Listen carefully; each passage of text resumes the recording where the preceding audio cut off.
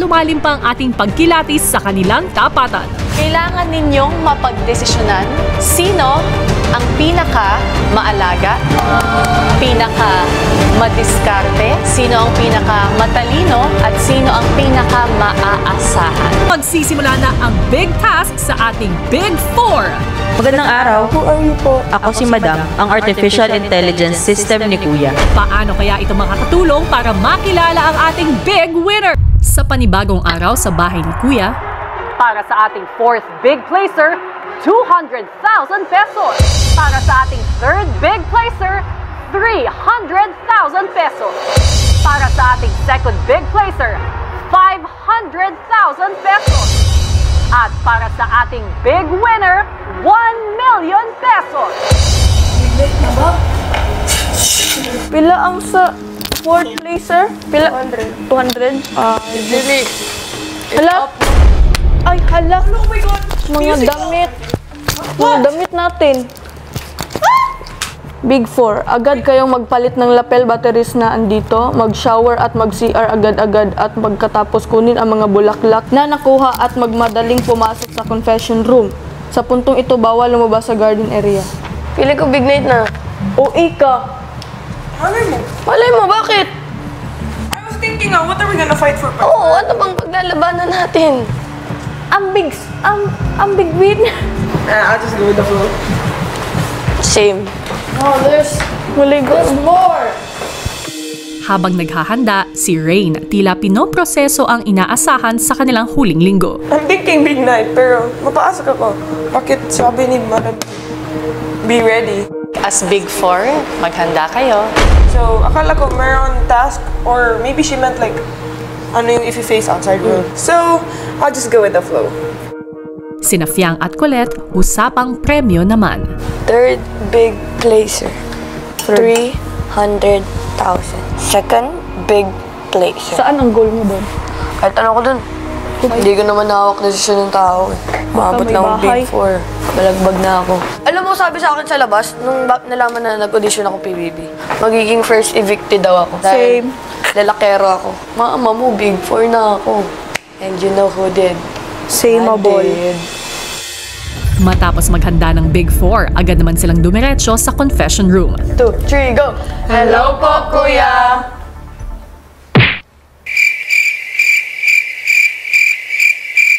Pero kahit batiin nila si Kuya, tila hindi ito sumasagot. Ano dyan? Big Four, mula sa araw na ito, maghihiwalay na kayo. Ang bawat isa ay mananatili sa loob ng isang kwarto at doon na maninirahan. Ang pinakamaasahan ay sa girls' bedroom. Ang pinakamadiskarte ay sa boys' bedroom. Ang pinakamatalino ay sa task room. At ang pinakamaalaga ay sa living room. Kunin ang inyong maleta at isa-isa ko kayong papapuntahin sa inyong kwarto at bawal na kayo magkita-kita. Good luck, Big Brother. Matapos magpaalam, naunang lumabas ang pinakamatalino na si Rain. Sumunod naman ang piniling pinakamadiskarte na si Kai. How nice. Dito na ako maninirahan. Sunod ang piniling pinakamaalaga na si Colette. Oh! Ganda! Ang laki ng festo ko. Ang saya nito. At huli naman ang piniling pinakamaasahan na si Fiang. What the hell? What is this? What's M? Isang hudyat ang nabasa ni Colette sa Plasma TV. Ay! So, ako ang magluluto today?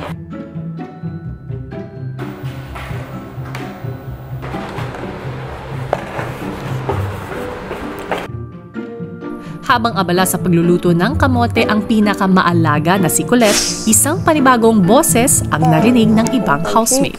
Magandang araw. Gandang araw po.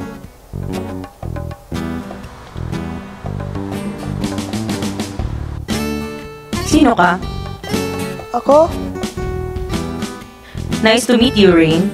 Nice to meet you po. Who are you po? Ay! Ako si Madam. Oh, hello po, madam. Nice to meet you po. Anong pangalan mo? Fiang, nabol. Nice to meet you, Fiang. Ito AI. Kabog. Who was that? Was that me? Anong pangalan mo?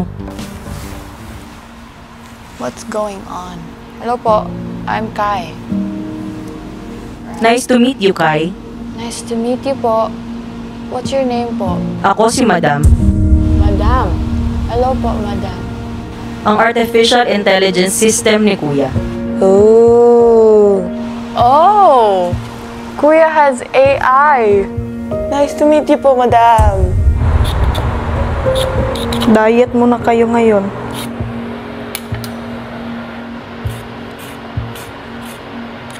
Alam mo ba ang AI? I know that it stands for artificial intelligence. Parang mga creative designs. Parang robot lang. Yun, same lang po yun.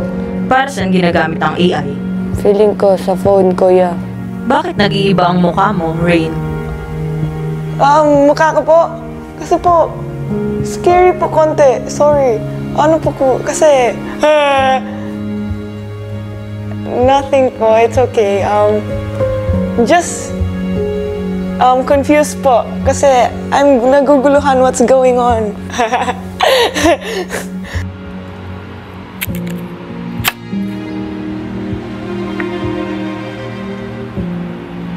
Ano yung nakasulat sa whiteboard?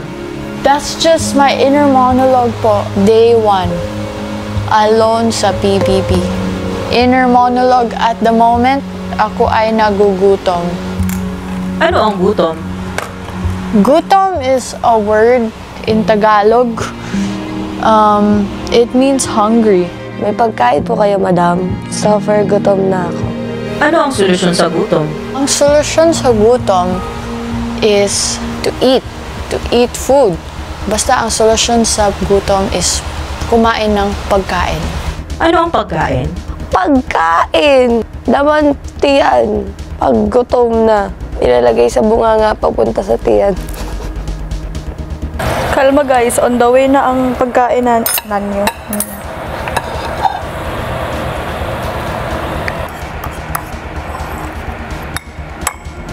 Ay kailangan natin magmadali dahil hindi natin alam kung sila ay nagugutom na ba, pero I'm sure nagugutom na sila. Kailangan ko nang magmadali sa lahat ng mga ginagawa ko. Nailagay sa aking plato dahil mas inuuna ko ang aking mga kapatid. Budbudan natin siya ng asin para masarap. Girl, sweet lang talaga kahit ako gutom na ako. Grabe.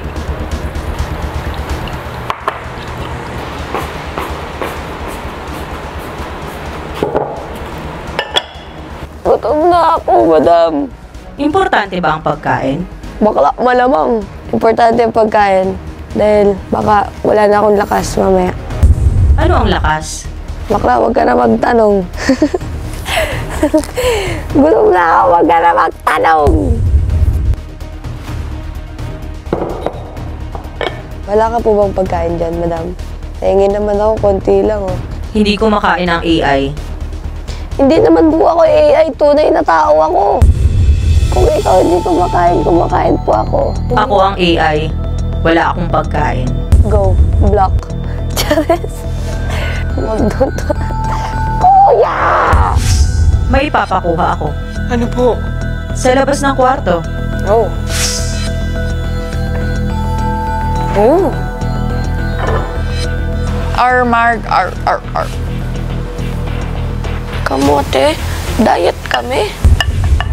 Kanino galing yan? I think it's from Ate Colette po.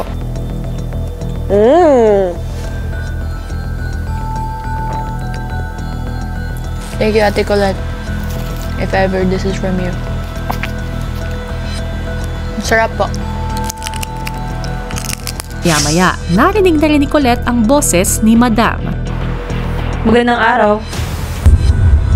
Ay, magandang araw din po. Sino ka? Huh? Ako si Colette. Ako si Madam. Madam? Ang artificial intelligence system ni Kuya. Oh. Hello po, madam. Ano yung niluto mo kanina?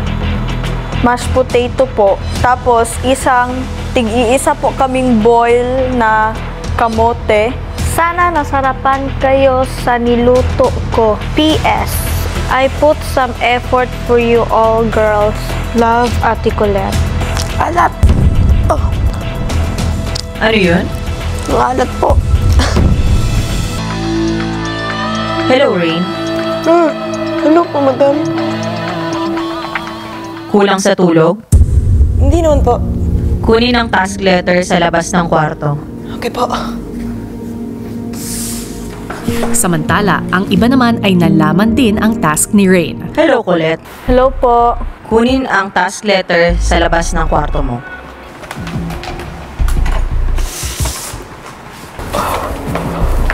Rain, ikaw daw pinakamatalino. Tignan natin galing mo. May math equation kang kailangan masolve sa loob ng 1 oras. Ang pwede mo lang isulat ay yung sagot sa clues sa mga blocks. Wala nang iba, okay? Isip-isip ha. Marami ka daw nun. Kung manalo kayo, ang kamote ay magiging tosino. At ang tamang sagot ay may kinalaman sa huling task. Yours truly, madam. Ayos! Hello, Fiang. Hello po. Kaya mo bang masolve yan? Hindi po. Kaya na po ni Rain yan. Bakit? Kasi siya po ang pinakamatalino sa amin. Okay. Rain, Kuya? Madam? matalino ka daw. Opo. Magaling ka sa math. Magagawa ni Rain? I believe that she can po. Kaya po. I think I'm quite fast po. Basic math, yeah. But if you talk about calculus, that's a different story po. Isusulat ko po dito. Ikaw ba si Rain? Hindi po. Ay, hindi ko susulat. Para kanino yung task letter? Kay Rain po. Sorry po. My bad. Hindi kasi ikaw ang pinakamatalino. Bakit ikaw ang pinakamatalino? Emotional intelligence or like logical, ganun-ganun po. Anything but calculus. Antayin ang equation. Wala po bang recap? I was here 3 months, madam. Walang math. Kahit sinasabi niya na mahina siya sa math, mahina ako sa math. Kayang-kaya niya po. Ito. Kunin ang gamit sa storage room.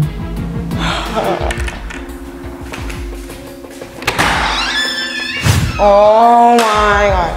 I got this. Gosh. I have a question, madam. Ano yun? I can't write another solution po to answer. Like, Tama, matalino ka nga. okay. Should I start now po? Pwede. What's this? 1 oras. Okay, I got it. 24. Age of youngest house, 16. Oldest, it's 32. Okay. If that's wrong, oh my god. Number of housemates, that's 20. Habang sinasagutan na ni Rain ang kanyang equation, ipinakita naman ni Madam si Rain sa ibang Big Four. Oh my gosh.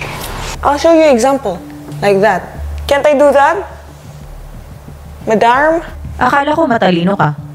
Matalino naman po, pero hindi pa ko great remember.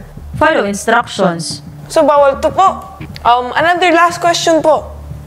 Number of housemates, what if 2 and 1? Is that considered 1? 2 and 1 nga eh, so that's 1 no? Okay, I'll count it again. Number of housemates, 20. Number of housemates, that's just 4, are you crazy? Overthinking it.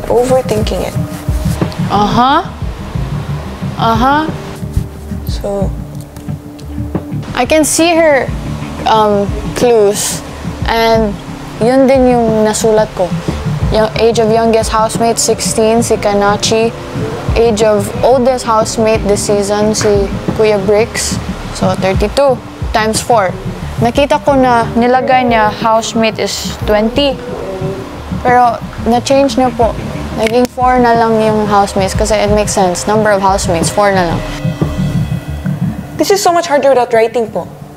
1, 2, this would have been so easy. Kai, Po, kung natitirang housemates, edi dapat may remaining. Oh my god. 3, 2. I I don't remember. E di nag-overthink na po kami. If number of housemates na natitira na lang. Number of housemates kasi ngayon is 4. If what you're trying to say is wrong. No!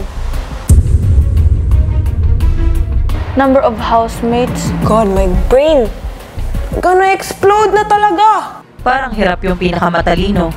Kaya na naman po yan, madam. Kasi naniniwala po kay Rain. Madam, can I write? Bawal po talaga. Just a little love. Just... Yun ang sagot ko.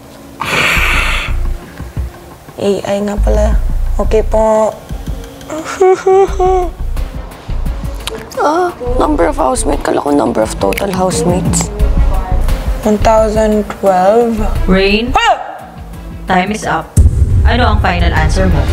1,975,412. Ang sagot mo ay...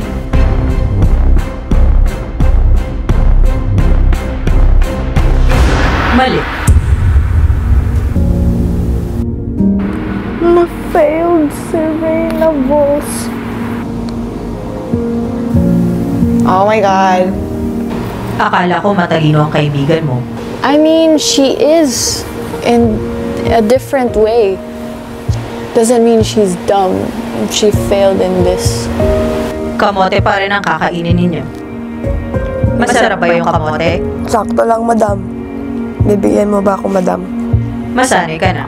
Aba, buong araw to, madam. Talo kayo, di ba? Ay, attitude. Pasabog. Di nyo nakuha ang clue. Clue para sa huling task. Oo nga, madam eh. Kaya nga eh. Okay lang yan, madam. Mahalaga. Masarap ang kamote. Sabi mo kanina maalat. Maalat, pero gusto ko ng kanin. May hindi natuwa sa luto mo. Sa tingin mo ba na pagsilbihan mo ng maayos si Fiang? Ang sarap ng kamote tapos gaganunin niyo. Ba ayos kayo? Pa, isang hudyat ang muling nakita ni Colette. Si madam pala ang kasama namin ngayon. Asan kaya si kuya?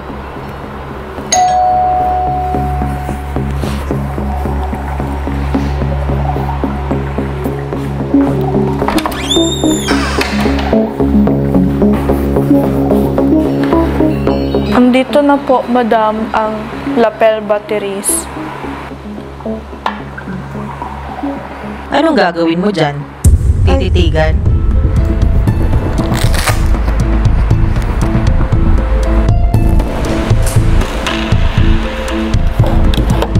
Dito ko na lang po ilalagay. Sa labas. Colette, Po? ako ba yung mapag-alaga? Sige na lang. Hindi ko kasi.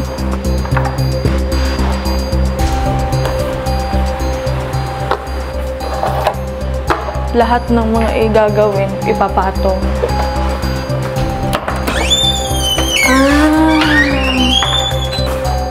Lapel battery. Lapel battery. Lapel battery. Makalipas ang ilang saglit, Bale wala rasa ibuha. Ay. Magaling ka palang kumanta. Ay. Opo, magaling po. Thank you po, madam. Di tulad ng pagluluto mo. Okay lang po, hindi naman din po ako magaling magluto. Kaya naman yung pag-aralan. May hindi natuwa sa luto mo. Sino po? Pwede ko po bang malaman, Charis? Hulaan mo muna. Feeling ko po si Kuan.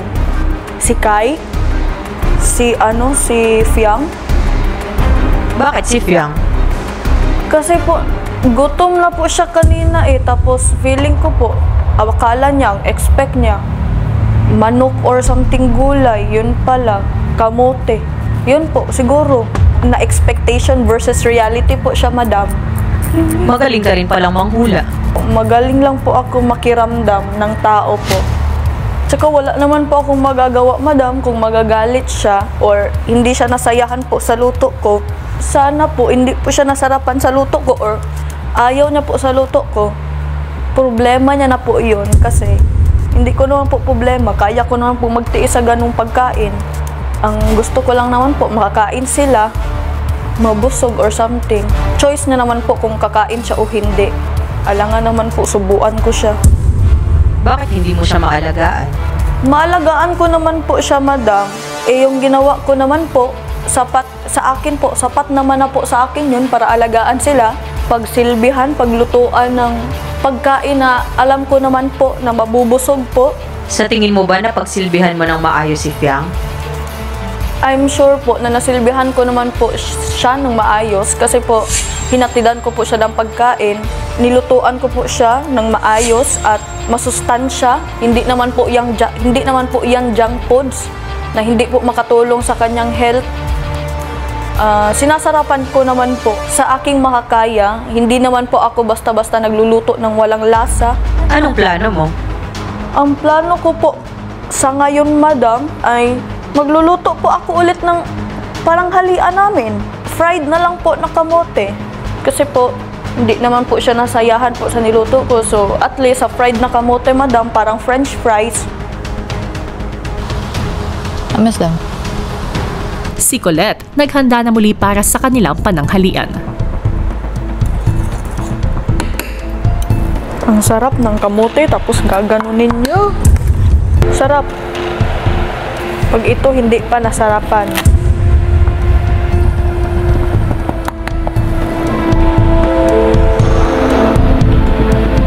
Ganda kaya ng design ng bigay ko sa kanila.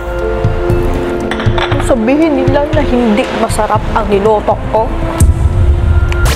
Si Madam, unti-unti na ang pagpapalaganap ng peking impormasyon. Bigyan ng rating ang dalawa. Yung isa, rate ko po siya ng 9 out of 10. Hindi po siya ganong katamis. Kamote chips, 7 out of 10. 9 over 10. May nagbigay ng rating sa pagkain. 4 out of 10. When Kuya comes back, I'm gonna sumbong you to death. Loser na, sumbongera pa. Nandito ka pa pala. Magkakaroon ng banta